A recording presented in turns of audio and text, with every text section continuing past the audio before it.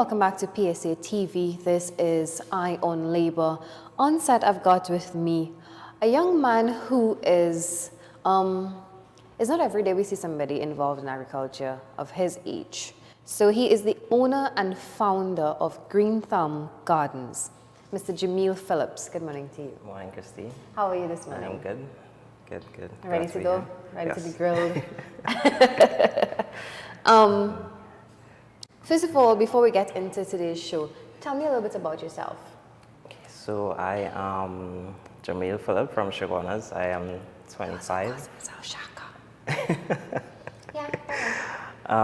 Just graduated from UE last year, and I've been doing this business for about 3 years now, part-time, through school. So now I'm actually full-time in it, so I could push it more and devote more of my time to it. So Green Thumb Gardens is a company that designs, installs, and maintains kitchen gardens and food production systems in any space.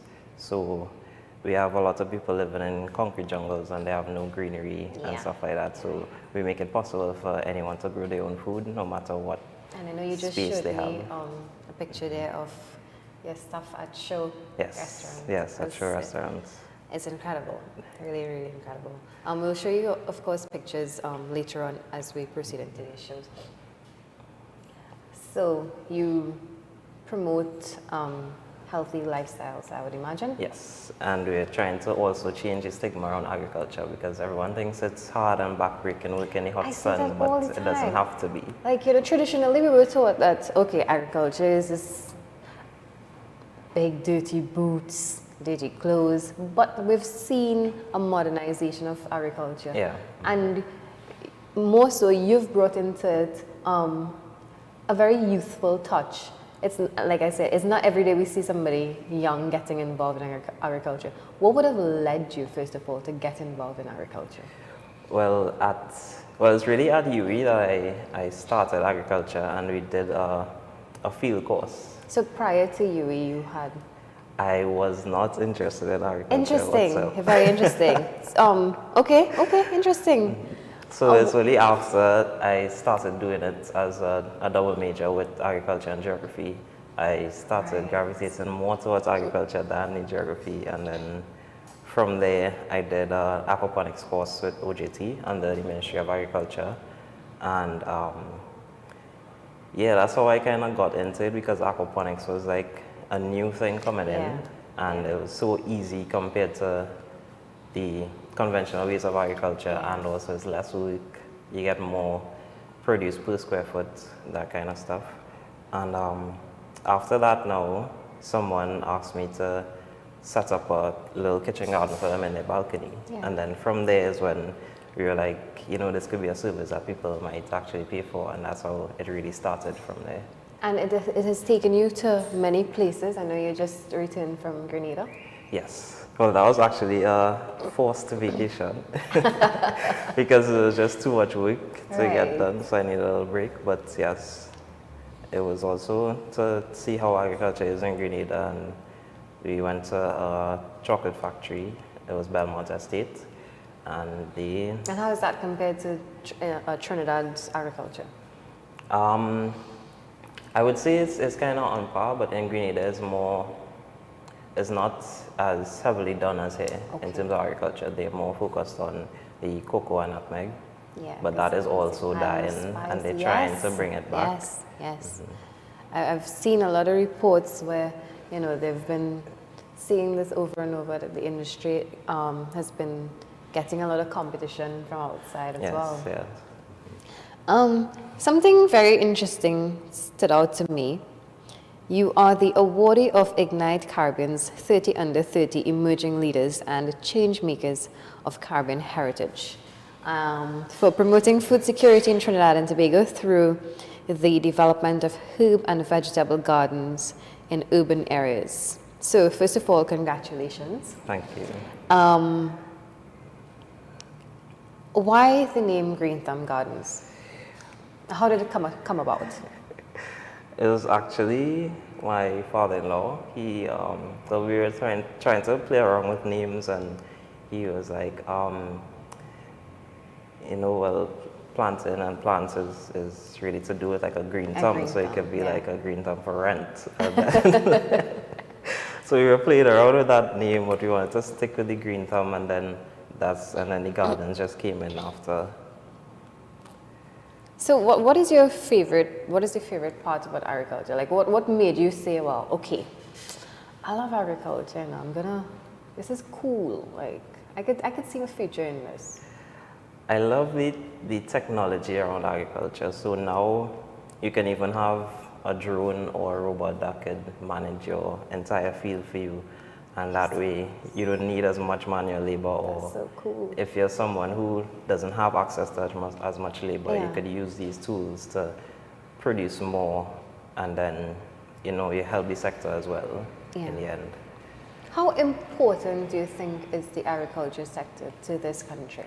I think it's the most important part, because if you don't have food, you can't survive. True. And if we stop producing our food, we keep importing Importing. more and more, and that's a heavy figure. And our food import bill is already Yes, sky high. it's so high. And I believe that we have the resources and the land space to become self-sufficient, but it's really for more investment and development to be done in the sector to Yeah. make it more viable for persons to actually get into agriculture. And also with hydroponics and aquaponics, it's easier to do, it's easier to maintain these kind of things. You have less like soil-borne diseases and those things because you don't have actual soil in these systems. So there are these options that can make it also less chemical driven as well. Because I know that has been a major concern with farmers, and not just farmers, consumers as well. That they buy things and you could actually smell the chemical in some things that you buy. Between some things. And that's why I always encourage people to plant your own stuff. And agriculture is, like you rightly said, it is the most important thing in our society. One, not just for the food import bill, but it also promotes a healthy lifestyle. Yeah. When you look at the agriculture industry and the manner in which, we've seen time and time again that it's the part of the society that receives the least amount of money in the budget. As somebody directly involved in agriculture now, how does that make you feel? It's tough and it's disappointing at the same time when you say, okay, we have a new budget coming, agriculture might get more, we might be able to develop the sector, these farmers might be able to produce more, they might be able to bring in new technologies, more attachments for their tractors, these kind of things to just help improve production and increase production. But then when you get the actual figure and you see where it might go to, you realize that it's really on the actual farmers themselves to do the work and find the funding and these kind of things. But at the same time, it's also opening up doors for value-added products. So we have a lot of young entrepreneurs and even older persons who are doing a lot of value-added products like they are like coconut oil. We have people doing beeswax packaging to kind of get away from the plastic wraps. Okay. Yeah. Microgreens, that's a new thing that's generating some food. Any of those you plan to incorporate in your business anytime soon? I would like to, but I'm actually learning of this because I am in. Yeah, this is new to me as well. So I'm actually in a competition / course, you could say, with under Y-Farm. It's called the Amp It Up program. Okay. So it's for young entrepreneurs within the sector or along the agricultural value chain. And there's 12 of us over 8 weeks, and each week we have different things we learn: how to develop our businesses, how to grow our businesses, develop our products and services, and at the end we can win a cash prize that we can, or opportunities that we can use to further develop our businesses. Yeah. I mean, everything you have to find ways to always not just motivate yourself, but keep yourself going and learning. Yeah. And I think gone are the days when you just say, okay, agriculture is just about going outside, planting, reaping. There is so much more to agriculture than what we would have known coming out of our parents and our grandparents.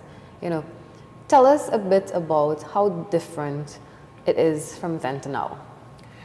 But from then to now, back then it was mostly just backbreaking work. Yeah. Or if you have a tractor to help you, that would be something. There's a plus. Yeah, That's a there's huge plus, yeah. thing. So it's either backbreaking work, you have a lot of actual physical labor. Yeah. But now it's a lot less physical labor is needed. You have hydroponic systems, aquaponic systems, you have stackable pots.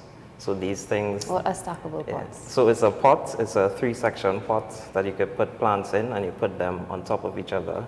So in a square foot, you could grow like maybe 50 plants compared to on the ground. So if it was just on the ground, you might only be able to grow like 4 plants.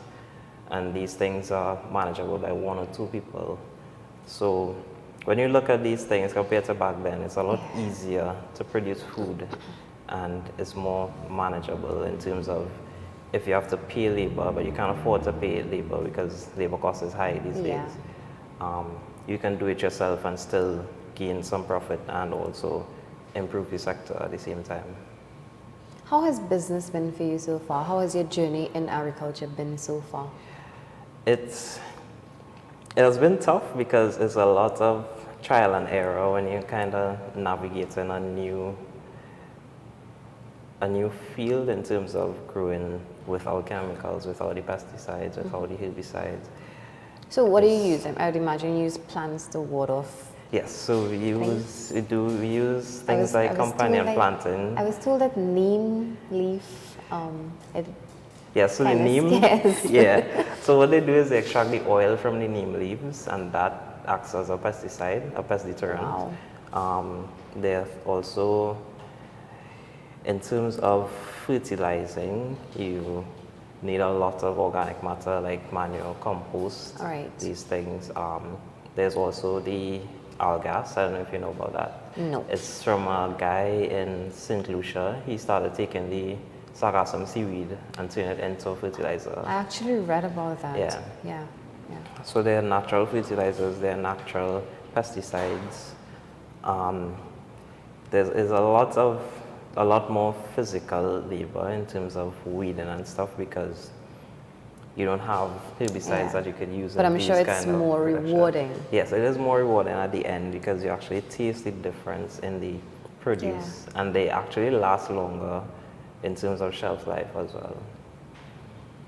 What would you say is your favorite part of agriculture then? My favorite part is actually watching like my clients actually harvest their food and send me pictures and say, and they're excited that they actually grew this and they're going to eat it or add these seasonings to their food, and the fresh seasonings have so much more flavor than buying it outside and these things. So that's my favorite part, just the joy that comes to them.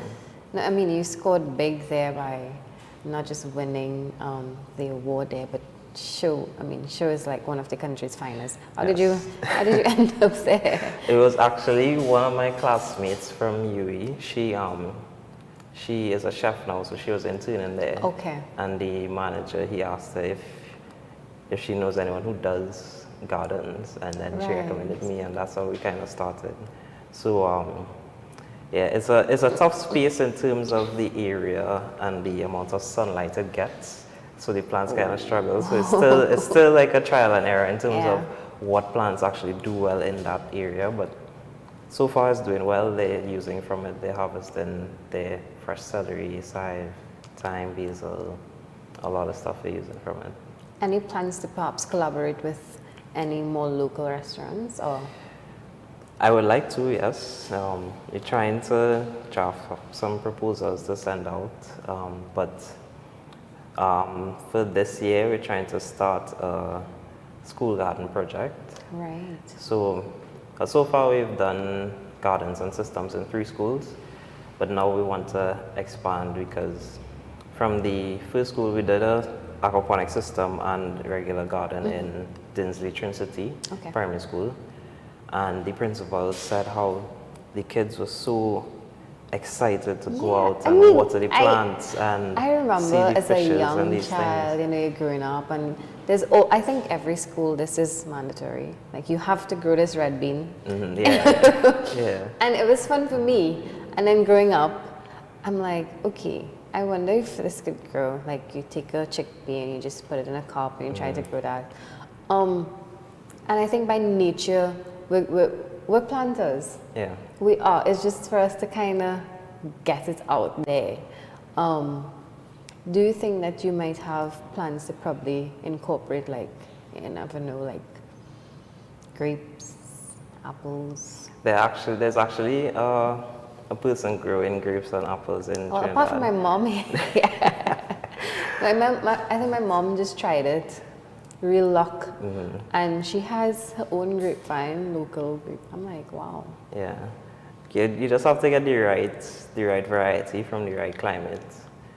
But yeah, I want to make sure that it doesn't stop at that Yeah. red bean and it continues. So the kids there, they actually harvested the produce and they sold it to their teachers. Oh, wow, that's impressive. Yeah, so we're trying to Little make more entrepreneurs. farmers from a young age instead of Yeah. it just stopping at that red bean and then they just forget about it.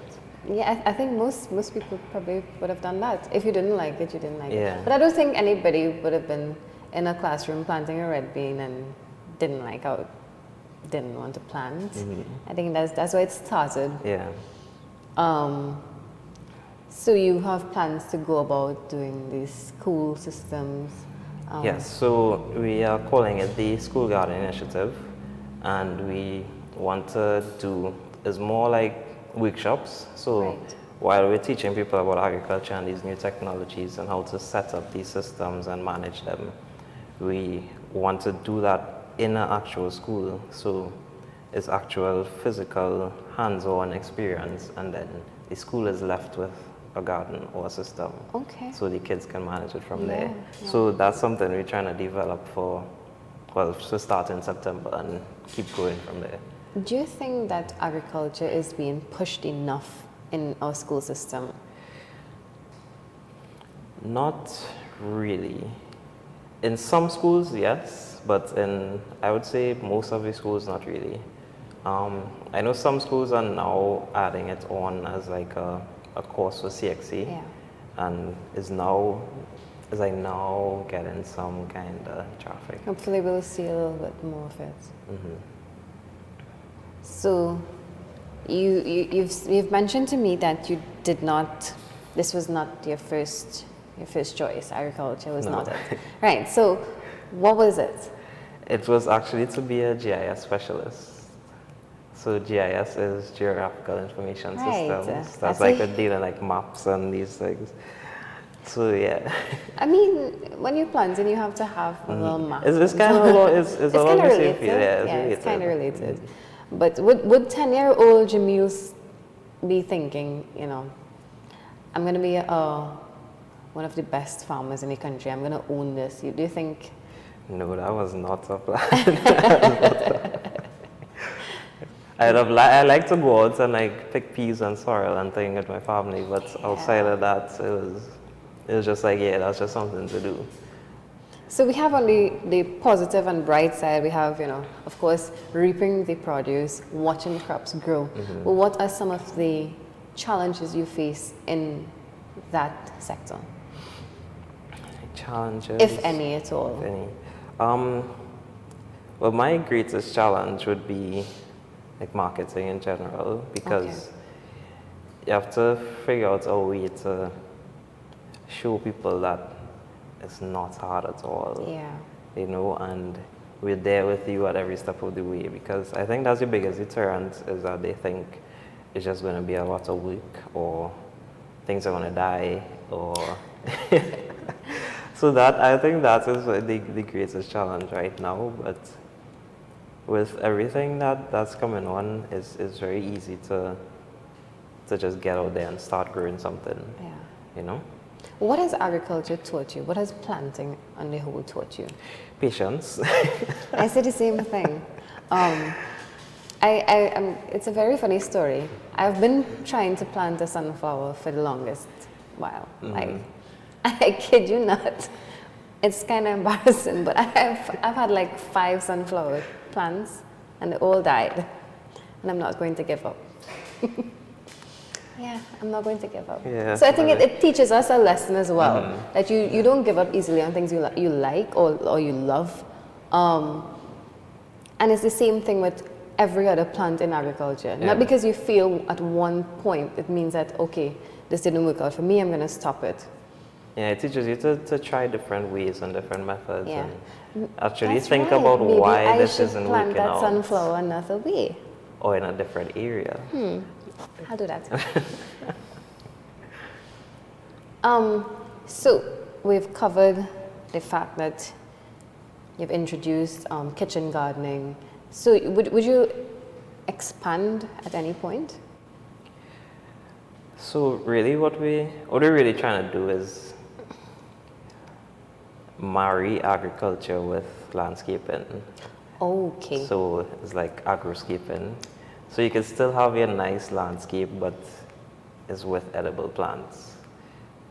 So we have a lady, she has a very nice herb garden, it's mulched, everything, but every single plant in there she could cut from and use in some way or another. And then when you walk through these gardens, the smell you get and these things, it's just nice, it's very therapeutic. And she says her mom loves it a lot because she kind of has Alzheimer's.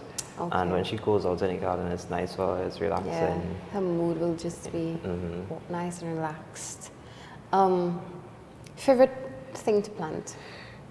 My favorite thing to plant? I don't know. Kale, lettuce. Nah. My favorite thing to plant is rosemary or mint.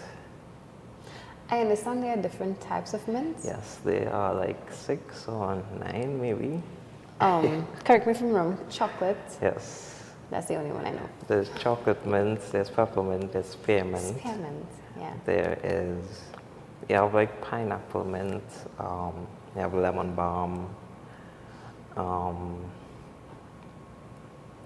Yeah, there are about 5 or 6 different types. And they all grow in Trinidad? Yep. Wow. And they're very easy to grow. Very, very easy. I hope all of you is there. In case you're wondering about, if you want to plant a tree, rosemary is one of the easiest to... No. No, it's not the easiest? Mint is the easiest. Sorry, mint. And you can always go chocolate mint. Just don't eat the leaves like I do. So, for young people who are watching, what's your advice to them, to get them out of this mentality that agriculture is just for a certain class of people? It gives it a certain, agriculture carries a kind of stigma that we've been trying to break. Yourself, a lot of other upcoming farmers with the introduction of these new technology. What would be your advice to them? I would say to not think of only primary production in terms of farming on land. You could look into hydroponics or aquaponics or even value-added products. So you don't even have to be planting something. You can buy stuff from a farmer and turn it into something of more value, like a jam or coconut oil or even some kind of spread or something. There's just so much you could do with these products that you don't have to be actually planting and growing. You can be turning it into something of more value. I don't know if we can pull up his social media pages there, just to show you a bit about some of the work that they've been doing. Okay, so we have his IG page here. And in case you want to get in contact with you on IG, what's your IG handle again? On Instagram, it's GT Gardens. Facebook is Green Thumb Gardens. So some really brilliant work there. Let me see if I can pull that up very fast.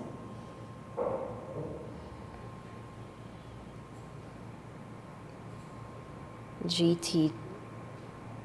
Great. This is.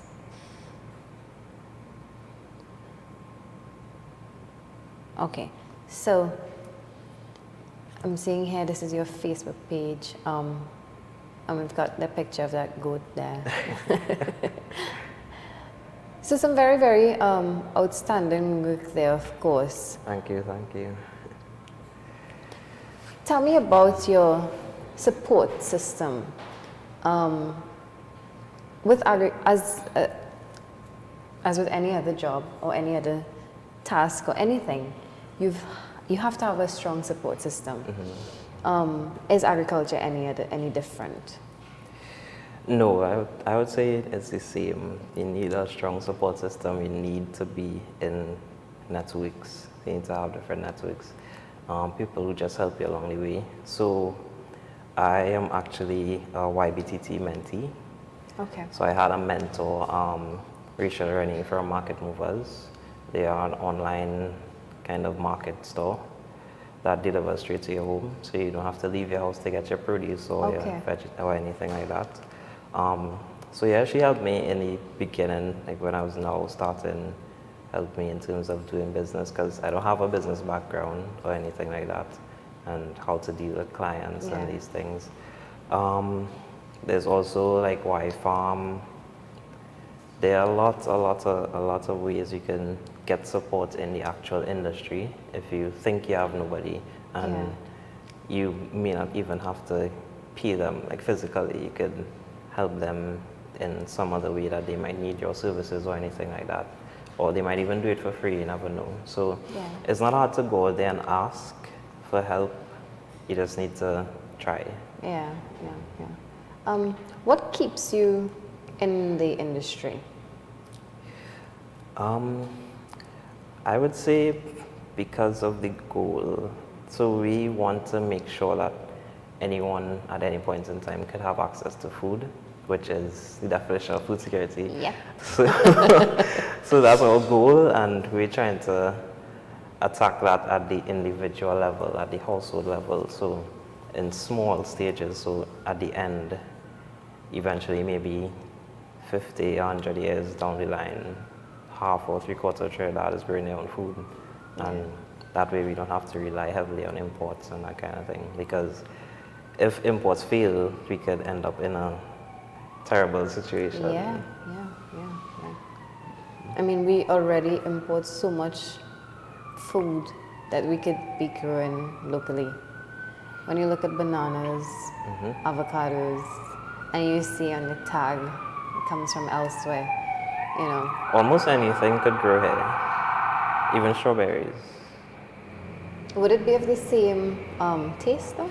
Some of them are not as sweet, but you just have to play around with them a little bit, maybe use some more compost and these things, and you'll get the flavor you want. Do you plan to like get involved in that aspect of it? I know you told me there was a woman who's doing that, so I don't know if you have any plans to probably get involved in that as well. Well, I do my own farming as well. So outside of Satsam Gardens, I have my own area. So it's like maybe like 3 lots of land where I plant on. So we plan to expand that production and do like a home delivery service, but just in the area. And yeah, in the future, we plan to get more land and do more production and design gardens a different way and make self-sustaining gardens. And how can agriculture be made more attractive to the young person? It's just like I said just now, it doesn't have to be primary production. Yeah. So they can look at value-added products, show persons how you can take something that even like the peels of an orange, someone who's making juice, you could take that, or you could go to a supermarket or a restaurant and take their food scraps and turn that into compost. Yeah. And compost is maybe one of It's like your best friend when you want to plant, you could say. Organically. Yes, Yeah. organically. Or even in any way. Any plant, compost would be your best friend. That would be a go-to. That was your number one thing you have to have. Yeah. Because it not only provides nutrients, it also strengthens the plant's natural defenses against pests and diseases. So you don't have to get things to help your plant if it happens to get sick or anything like that. Also, I would always say hydroponics, aquaponics they're just easy. It's very costly to set up because of the materials. It's a very high infrastructure cost, but in the long run, it's very, very feasible, very rewarding. So if you had to choose between hydroponics or aquaponics and regular farming, hydroponics and aquaponics, is it for you? Yes. Well, I would choose aquaponics because that was the first thing I started in. All right. Yes, I remember that. All right. So this is PSA TV. We are chatting, of course, here with the owner and founder of Green Thumb Gardens, Jameel Phillips. We're going to toss a really short break and come back with more. Stay with us.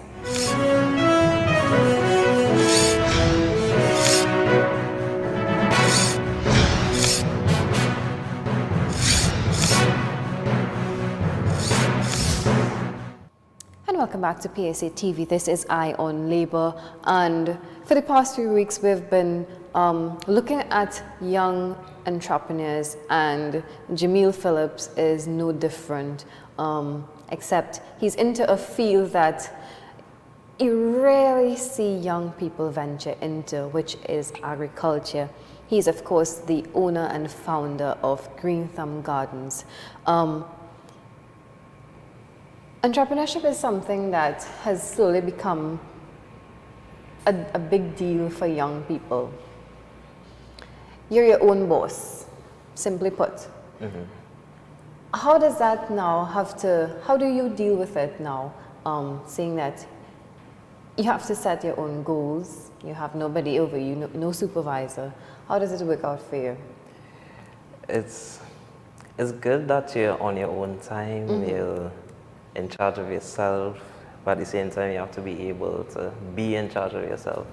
You have to know how to manage your time, know how to set your goals properly, and set smaller goals to reach your major goal, and not just look at this big goal and try to get there, because you're going to end up in a lot of problems. You have to have steps along the way that you have to take. And then it's a lot of trial and error, because you kind of navigate in a space that doesn't have much like a path to follow. Yeah. So you basically creating your own path. Yeah. But it's very challenging in the beginning, because it's a lot more hours you have to put in, because you have to do a lot of development, you have to push your own business. When you can't, well, marketing is expensive, so you have to use social media. You have to be very active on social media. Yeah. That takes some time. You have to be strategic in the things you say and when you say it on social media. I'd imagine discipline is a key Yes, part. very, very, very important part, discipline. You have to get up every day and keep going no matter what, because if you are not going, your business isn't going, and things will just stay stagnant or fail. When you look at the labor force outside of agriculture, in terms of retrenchments, a lot of people are being sent home. Even up to prior to you coming onto this show, I've been talking with someone who was telling me that, Unilever plans to send home workers, and we've seen UTT plan to send home workers. What do you think could be done to probably encourage people to get more involved in agriculture? So because of this, and people being sent home and losing their jobs, over the past couple of years, I've seen a lot of persons come into agriculture workshops. So the ministry does free workshops, and there are companies that do workshops as well, like Lasus. So we've worked with them in the past, and their gardening workshops and landscaping workshops, where they actually teach you how to do it. And a lot of the persons there have been persons who were sent home or they lost their jobs and they are getting into agriculture now. So it's already happening. Yeah. And I think that's good because it would help develop the sector as well. We get more things being produced to help feed the country. But then it might also bring into play competition. Yeah, lots of competition. So what agriculture is lacking is a guide in terms of, or a kind of A code of overpowering ethics, body who okay. could say that, okay, you should be planting this at this point in time and let this other person plant this at this point in time. So it's not... So you won't clash then it's not like everybody planting Yeah. tomatoes at this point in the year and then the price drops and then some farmers don't even You wouldn't bother make to any. go to the market because they know they're not going to get the price they want. Yeah. And that's what it really needs, is things like that. Or even, I think that a lot of the restaurants and hotels can have a say because they can contract farmers and tell them what to plant, and in that way the farmers know they have this sure income coming in, they have this to do, and they can even develop and fine-tune their practices for this particular crop. Yeah. Do you see yourself ever working as a public servant or in the regular 8 to 4 hours job? I mean, I've done it already, Right. and I can't see myself going back to it because I don't know. well, seeing that like, you were there, so it's now let's do an overview. Okay, so you were there. You've done the 8 to 4, like the average citizen. Let's compare it from that to entrepreneurship. Okay, so in the beginning you would have wanted to go back because it was tough. You wouldn't be making as much as you were, and then you're gonna doubt yourself a lot and doubt the business a lot. But later down the line, you're on your own time. You're free to do whatever you want when you want. Most times, you don't really have to answer to anyone but yourself or your customers. So you just have to keep them happy and you basically have to do whatever it takes to keep your customers happy, because if they're not happy, you're not getting business. You can maybe take a vacation whenever you want, depending on how your business is structured. You don't have to ask for bank time, or if something happens to your vehicle and you're thinking, when will I get the time to take this car to get fixed? You're free to do that whenever you want. So it's more like personal freedom in terms of being constrained, I would say. But it also means you really have to be a disciplined individual. You have to be very, because very I mean, disciplined. let's be real. If you know you have your own boss, you might say, well, all right, procrastination, I'll do this tomorrow, I'll do it tomorrow, and we never get anything done. But I hope that's not the case here. Sometimes. Everyone procrastinates at some point. Yeah. But it's also important to have a mentor, some kind of mentor, someone who could keep you on track, help guide you. And who is your mentor? As of now, I don't have a mentor anymore. Okay. So my mentor used to be Rachel Ernie from Market Movers, but as of now, I don't have a mentor anymore. Well, I mean, you're now the mentor to a lot of these little ones, the schools that you go to. Even adults, I'm sure they would now be like, okay, this young man is doing well, So how does that feel on the flip side? It feels great to be able to help persons and help someone get to a higher level in life. It's a very good feeling. All right. So any plans to perhaps expand your business on the whole, not just the kitchen garden aspect of it, but business on the whole? Yes. So we plan to start doing workshops. We plan to eventually have a store maybe, because everything is done from home or online. Okay. So we plan to have a physical location. Later down the line, we want to have like a stay-in farm. So What does that mean? So you know what agritourism? Yes. Right. So it's like you come, you stay on this farm, you could do farm work, you can interact with animals, So it's wildlife. like what was this game on Facebook? Farmville. Farmhouse. You know, you go every day, you tend to your farm, there were animals around. Yeah, it's like that. It's kind of like that in reality. Wow. That's interesting. And also have a local restaurant. So, well, most of what is cooked in the restaurants would be harvested from the actual farm. So the persons who stay there, they could say that, okay, I harvested this, they gave it to the chef, and then the chef would turn it into something that tastes amazing. Yeah, yeah. I mean, like you rightly said, anything that is grown in the proper manner, you really do taste the difference. Yeah, yeah. Jameel, I just want to ask you your closing comments before we wrap things up for today.